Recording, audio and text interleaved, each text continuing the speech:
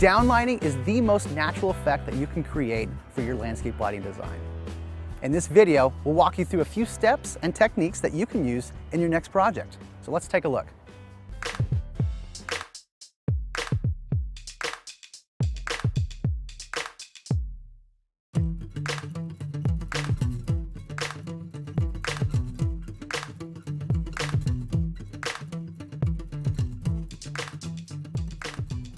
Mark, this is a nice landscape that you have here. Tell me what's happening. Well, again, I think we found the perfect application for a JB downlight to highlight our landscape bed down here.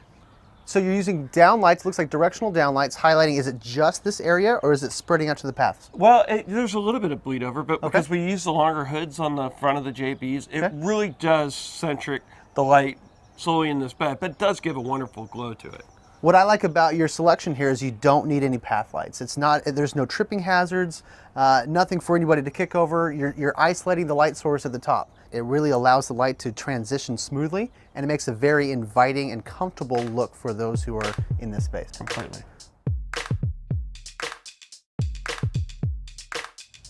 Now, Mike, we're at the edge of the property in the backyard, and we're underneath this great tree. Tell me a little bit about the tree, this area, and how you decided to light it. Okay, what we have here is an old mature Palo Verde, which really kind of lends itself to different aspects. We certainly get the height, which is you have to take advantage of here in Arizona because not a lot of trees grow tall. But when you have an instance like this, we chose to put a PS hanging light here with, you can have a 3, a 6, or a 9 LED in it. As the tree matures or grows larger, you can certainly adapt to that aspect, but the benefit of it is you really get your bang for the buck, and for one fixture, you really encompasses quite a bit of light. Now, I like your use of the PS because this is an unusual use of this fixture, right? It's typically a surface mounted downlight, right? But in this case, we've put a hanging bracket mount on it and used it as a pendant. But you only used one. Now tell me, what are the benefits of using a single downlight as opposed to typical uplights that you might find? Well, in my opinion, I really like the aspect of the hanging light, and due to the fact that we have such a great amount of height, that one light can do the job of 2 or 3 other lights if they were lower. Now, with that, it will look very natural because it kind of moves with the type of bracketing system that we have, the hanging bracketing system. Illuminates the tree, so it's still, even though it's a long way away from where the people might be standing, they still can appreciate the character of the tree, and it does a really great job of lighting the flora around it. Now, did you light other trees this same way with just a downlight and no uplights?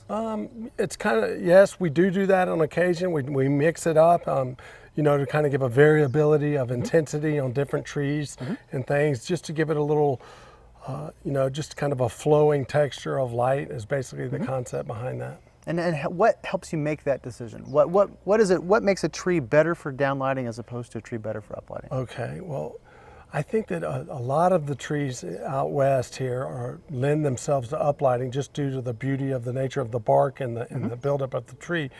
We try to incorporate the downlighting just to kind of give a balance and a little bit of difference between the different lightings, just so your eye kind of tricks your eye into seeing more than one effect. You can go either way on that. That's kind of what your restraints might be and what your budget will accept.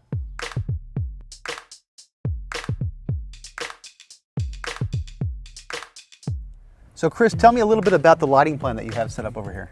We're standing at the entryway into the residence. We've got 2 beautiful specimen trees, an olive and a Palo Verde here.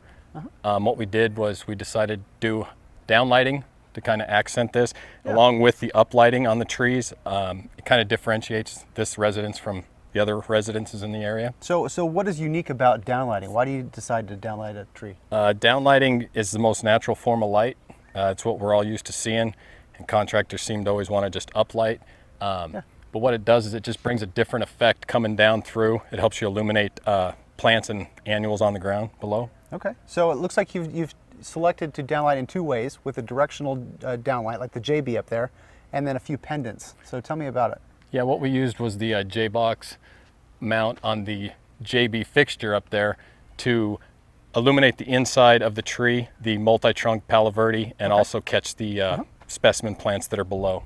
And what is your goal when you aim or direct that directional downlight down at the tree? What is your goal in trying to create? Our first goal is to hide the source of the light. Okay. So what we do is we use the limb along with the shroud on the JB fixture to help shield that, and then our next goal is to just get the interior of the tree that's usually not illuminated with uplights. Okay, and you're really highlighting the branching structure, right? Even skimming that one, the first one all the way down. Correct, yep. I bet that's gonna look great. What about the pendant lights, the VEs and LEs? Yeah, we use two different types here. We went with the LE, which is the one LED, a little bit softer, and then in the center here we went with the VE to kind of throw a bigger pool of light. Okay. And what does that natural pendant light kind of create? What does it do? It does a very nice job moonlighting, creating shadowing if you can get up into the secondary canopy. Okay. Illuminates this area if the people are traveling down, up or down, you know, for parties and whatnot. Just gives a safety feel. Yeah, I bet it does. It's very natural, inviting, and even I like the smooth transitions of light. You don't get a lot of hard lines when you have hanging pendant lights. That's correct. All right, Ryan, we're currently standing in one of the cabanas here at the hotel. There's about 18 of them that face the courtyard adjacent to the hotel rooms. Perfect. So tell me about the lighting aspect here. When we got to the hotel to do the initial walkthrough, we'd noticed that there were no porch lights or any kind of exterior lighting on the hotel, especially on these patios. Okay, so what lighting did you add? What we decided to do is we went ahead and did a hanging down light, kind of in the patio to give a nice ambient light back here. Perfect. Now with these pendants, I noticed that you installed it right here at the edge of the cabana as opposed to more in the center. Why did you make that decision? We brought it out to the edge for the purpose of illuminating the differentiation between the hardscape and the softscape. So what does that do for the guest here? What that does is as they're traveling out to head to the path, it gives them a good illumination of the hardscape and the transition to the softscape. So tell me, Chris, a little bit about this area that we're lighting now. This area is actually the courtyard of the hotel. It's kind of the center meeting place, and we've got palm trees lining both sides of the grass area. Yeah, you do. There's how many, like 23? There's 24? 23 total palms. Wow, okay, great. So in an area as high traffic as this area with the courtyard, how do you decide to light this area? We took a couple things into consideration. We wanted to bring out the aesthetic beauty of the palms. Okay.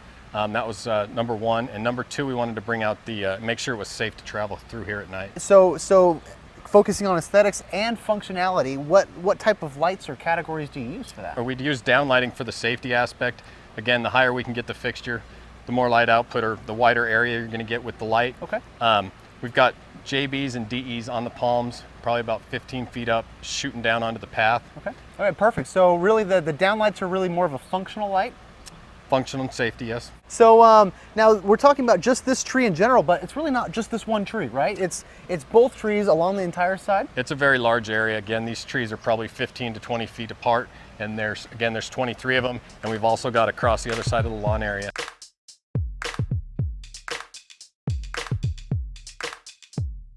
Now we've got a nice wide open space. Okay. And what this is going to allow us to do is, light the hardscape and the grass area. Okay. Now the challenge here is they got a big golden retriever, right? So we didn't want to put a lot of path lights that the dog could trip on. And so what we did was we looked up. Okay. And right here we have a 20-foot eave. So we can tuck some JB downlights up in there, and we can downlight and moonlight from up that area. Now, coming from so high, maybe close to the house, how do you make the light transition smoothly without making a harsh circle on the ground? I think the big thing is the elevation that we're coming from. So we're so high up that we can angle it just a little bit, and we can evenly wash the area. Interesting. Now, also, what about the color temperature? I mean, warm light on the grass, how's that going to look at night? Well, typically when I downlight, I like to use moonlight effect. So what I'm going to try and do is go away from an incandescent, and with the FX options, it allows us to switch the filters. So I can go from an amber to a blue filter, and the blue filter is going to kind of color balance with the moonlight. Now, is it a really harsh blue that we're talking about, or something more lighter? It's actually so light that you don't even really notice it. It's lit by low voltage, but when you're out here, it doesn't look like it's lit at all. It's just safe and secure. Perfect. That's the perfect effect for this wide space when the homeowner wants to use it at night. Yeah, exactly. And there's one other thing with the dimmability of it. We can have settings for party mode where it's nice and lit and bright, and we can also dim it down for security in the evening. Perfect.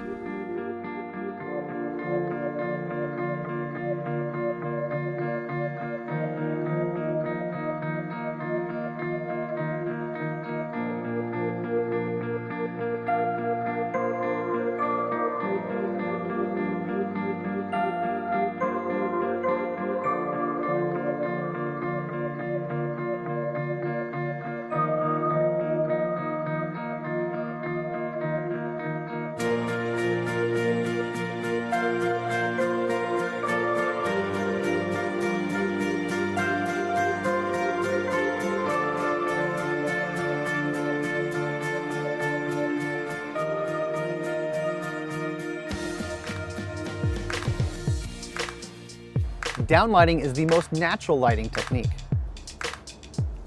Use downlights to softly illuminate gardens, shrubs, and landscape vegetation during the late evening and at night.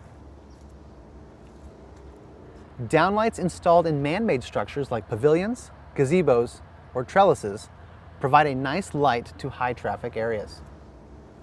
When you install downlights above a tree canopy, you can achieve a very dramatic moonlighting look with shadows. You can also use downlights to illuminate walkways or areas with changing elevation. Use the full range of FX Luminaire's downlights to create many elegant looks. Thanks for joining us with this video on downlighting. I hope you learned some new techniques that you can use on your next project. For more information, go to fxl.com.